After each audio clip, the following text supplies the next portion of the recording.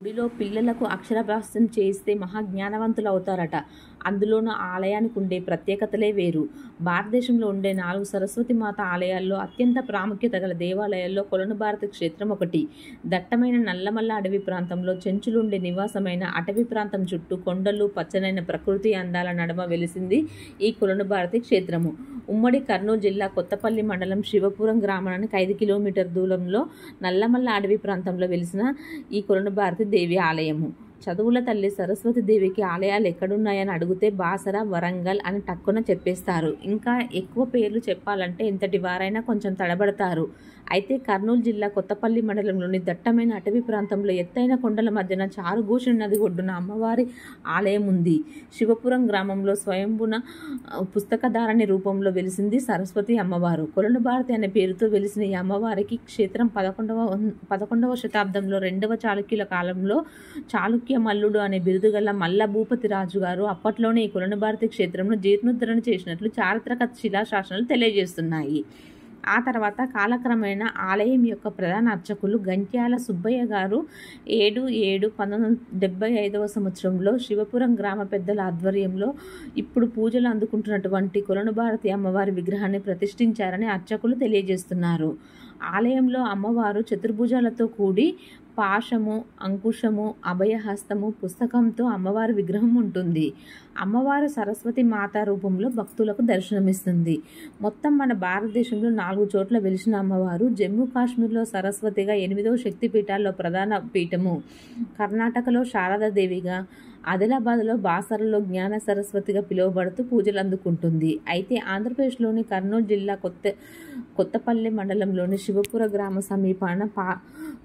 సమీపాన శ్రీ కొలనుభారతి పూజలు అందుకుంటూ ఒక ప్రత్యేకత సంచరించుకున్న అమ్మవారు 12 నామాలలో ప్రథమ పేరు శ్రీ భారతి పేరుతో పిలువబడుతూ మన భారతదేశం విశిష్టత చాటుతూ వీణ లేకుండా అభయహస్తం, ఎడమ చేతితో వేదాలు, కుడి చేతితో మూలము, ఎడమ చేతిలో పాశంతో దర్శనమిస్తున్న సరస్వతి ఆలయ క్షేత్ర విశేషాలేంటో ఇప్పుడు తెలుసుకుందాము. చాళుక్యుల రాజుల కాలం నాటిది. గత వైభవ భారతదేశపు అగ్రగామిగా ఈ దేవాలయము మల్ల భూపతి అనే రాజు నిర్మించినట్లు శాసనాల ద్వారా తెలుస్తుంది. తూర్పు నుండి పడమటికి చక్కగా ఉన్న ఈ నల్లమల్ల కొండల్లో శ్రీశైలము, శ్రీ కొలనుభారతి, సప్తనది సంగమేశ్వరము ఈ 3 ప్రసిద్ధిగాంచిన పుణ్యక్షేత్రాల్లో ఒకే కొండలో ఉండడం విశేషం. నల్లమల్ల అడవుల చెంత కొలనుభారతి ఎలా కొలువయ్యారన్న సంగతి తెలిసిన వారు చాలా తక్కువని చెప్పాలి. సరస్వతి కొలనుభారతి అనే పేరు ఎందుకు వచ్చింది? కొల్లం అంటే చెంచుల సమూహము. ఆ జనవాసుల మధ్య ఉండి కాబట్టే కొల్లం భారతి అనేవారు. అదే కొలనుభారతి అయిందంటారు స్థానికులు. మరో కథనం ప్రకారము కొలను పక్కన వెలిసిన భారతి కావున కొలనుభారతిగా పిలువబడుతుంది. కృతాయుగంలో సప్తఋషుల యాగం చేయడానికి వచ్చినప్పుడు వారి సంరక్షణార్థం అమ్మవారి ఇక్కడికి వచ్చి స్వయంభుగా నిలవైంది. అదేవిధంగా ఈ కొలనుభారతి క్షేత్రంలో 7 శివాలయాలు వెలిశాయి. కృతాయుగంలో సప్తఋషులు యాగం చేయడానికి నల్లమల్ల అడవులో వెలిసినటువంటి ఈ క్షేత్రానికి వచ్చినప్పుడు అమ్మవారి ఇక్కడికి సరస్వతి రూపంలో వచ్చారని, సప్తఋషులు చేస్తున్నటువంటి యాగానికి యాగ సంరక్షకురాలిగా వ్యవహరిస్తారని, సప్తఋషుల అభ్యర్థన మేరకే సరస్వతి అమ్మవారు ఇక్కడ స్వయంగా వెలిశారని పురాణ గాథలు తెలుపుతున్నాయి. కొలనుభారతి అనే పేరు ఈ క్షేత్రానికి ఎలా వచ్చిందంటే, భారతి అనే పేరు రావడానికి ముఖ్య కారణం ఇక్కడ ప్రవహించే కోనేరు.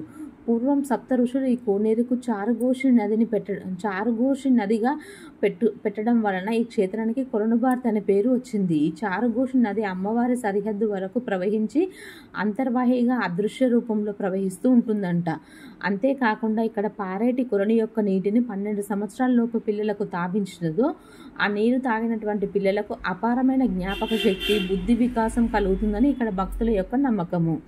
ఈ కొలనుభారతి దేవి సన్నిధానంలో అక్షరాభ్యాసములు, బీజాక్షరాభ్యాసములు, విద్యాభ్యాసము ప్రారంభిస్తే అత్యున్నత స్థాయికి చేరుకుంటారని భక్తుల నమ్మకము.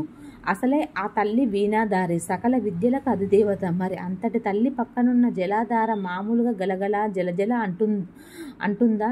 ఆ జలాధారకు ఎంత చక్కని పేరు చారుగోషిని. తప్పక చూడదగ్గ క్షేత్రము ఈ క్షేత్రము. ఈ కొలనుభారతి అమ్మవారి జ్ఞాన స్వరూపిణిగా భావిస్తారు. వసంత పంచమి రోజు కొలనుభారతిలో చిన్నారులకు అక్షరాభ్యాసం చేయిస్తే ఉన్నత స్థాయికి ఎదుగుతారని ఈ క్షేత్రానికి వచ్చే భక్తులు చెప్తుంటారు.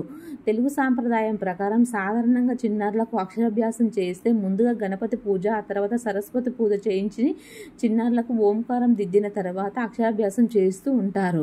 అలా చిన్నారులకు అక్షరాభ్యాసం చేయిస్తే భవిష్యత్తులో మహాజ్ఞానవంతులై ఉన్నత స్థాయికి ఎదుగుతారని భక్తుల నమ్మకం. అలాంటి మహోన్నత కార్యం సాక్షాత్ సరస్వతి మాత కొలువై ఉన్న మహాపుణ్యక్షేత్రంలో జరిపించుకోవడం భక్తుల యొక్క పూర్వజన్మ సుకృతంగా భావిస్తూ ఉంటారు. అందులోనూ భారతదేశంలోని మూడు మహాపుణ్యక్షేత్రంగా ప్రసిద్ధి చెందిన కొలనుభారతి క్షేత్రంలో చిన్నారులకు అక్షరాభ్యాసం చేయిస్తే ఆ సరస్వతి మాతా కృపా కటాక్షాలు చిన్నారులపై ఎల్లవేళ ఉండి భవిష్యత్తులో ఉన్నత స్థాయికి చేరే విధంగా సరస్వతి పుత్రులు అవుతారని ఇక్కడికి వచ్చే భక్తులు భావిస్తుంటారు.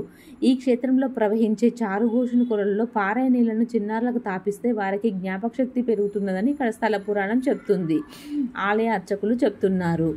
ఈ ఆలయ సమీపంలో సప్త శివాలయాలు ఉండడం విశేషం. సప్త శివాలయాలే ప్రకారాలుగా సుందర తీర్థం అభిషేక జలాదిగా కలిగిన కొలనుభారతి క్షేత్ర ఆవిర్భావం పురాణ కాలంలో జరిగినట్లు చెప్తున్నారు. ఆధ్యాత్మిక విశిష్టత ఈ క్షేత్ర ప్రశంసను చరిత్రను బట్టి బాసర సరస్వతి దేవస్థానం కన్నా పురాతన దేవాలయంగా చరిత్రకారులు భావిస్తున్నారు. వరుణ తీర్థము ప్రతి ఏడాది వసంత పంచమి వేడుకలు భక్తుల ఆధ్వర్యంలో ఇక్కడ ఘనంగా నిర్వహించడం ఆనవాయితీ.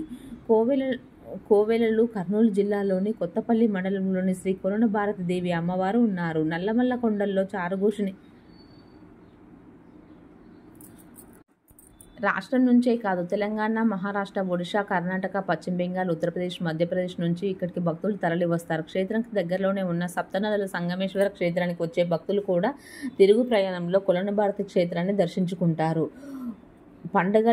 ఇక్కడ పండుగలు ఘనంగా జరుగుతాయి. స్థానికంగా ఉండే ప్రజలు, చుట్టుపక్కల గ్రామాల వారు ఆ సమయంలో ఎడ్ల బండిలు కట్టుకొని వచ్చి చూసి వెళుతుంటారు. కార్తీక మాసం నవరాత్రి ఉత్సవాలు, మహాశివరాత్రి ఇక్కడ జరిగే ప్రధాన పండుగలు. ఉత్సవాలు మాఘశుద్ధ పంచమి నాడు దేవాలయంలో ఉత్సవంగా జరుగుతాయి. కార్తీకంలో ప్రత్యేక పూజలు జరుగుతాయి. మరి పౌర్ణమి నాడు విశేష పూజ నిర్వహిస్తారు. మహాశివరాత్రి నాడు జాగరణ ఏర్పాట్లు కూడా ఇక్కడ ఉంటాయి.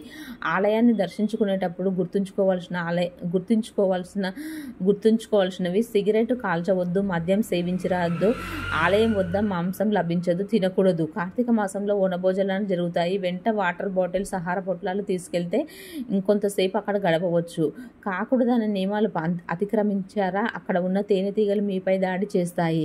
కనుక భక్తులు ఈ క్షేత్రాన్ని సందర్శించేటప్పుడు పరిశుభ్రంగా వెళ్ళాలి. కొలనుభారతి దేవాలయం ఎలా చేరుకోవాలంటే కర్నూలు జిల్లా ఆత్మకూరు నుంచి కొత్తపల్లి మండల కేంద్రం నుండి శివపురం అనే గ్రామానికి ముందుగా భక్తులు చేరుకోవాలి. ఇది తార్ రోడ్డు. గ్రామానికి చేరుకున్నాక అక్కడ నుండి 5 కిలోమీటర్ దూరం మెటల్ రోడ్లో ప్రయాణించి కొలనుభారతి దేవాలయం చేరుకోవచ్చు.